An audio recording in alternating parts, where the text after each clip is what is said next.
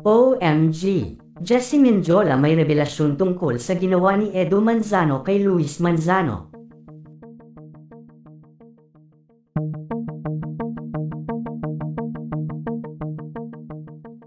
Mabilis ang pagkalat ng balita patungkol sa naging biglaan umanong pagpanaw ni Luis Manzano. Marami ang nagulat sa balitang ito at halos hindi makapaniwala ang karamihan na sasapitan ito ng aktor sa edad nitong 44 years old.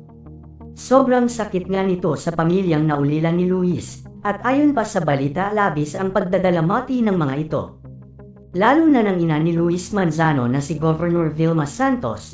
Halos maglupusay na daw ang ina ni Luis matapos na malaman nito ang nangyari sa kanyang anak. Matatandaan kasi na napabalita din na itinago ni Luis ang buong katotohanan sa pamilya niya tungkol sa kanyang sakit.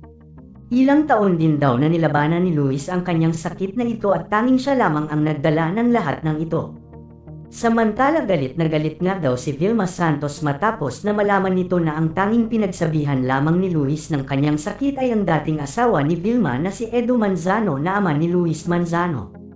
Sobrang unfair nga daw ng ginawang ito ni Edo para sa kanya dahil hindi man lang umano nito inisip ang maaari niyang maramdaman oras na may mangyaring masama kay Luis.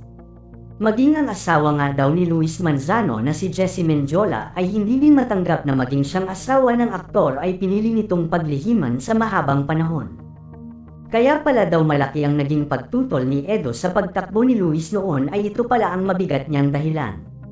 Nagalit pa umano si Edo kay Luis at hindi man lang nito sinuportahan ang kandidatura ng aktor sa pagka-vice governor nito, na naging dahilan kung bakit malaki ang tampo ni Jessie sa kanyang father-in-law. Sinisisi nga daw ni Jessie si Edo Manzano sa nangyaring ito kay Luis dahil kung sana ay hindi umano nito nilihim ang lahat sa kanila patungkol sa malubhang sakit na ito ni Luis, ay hindi siguro umano haantong sa ganito ang lahat.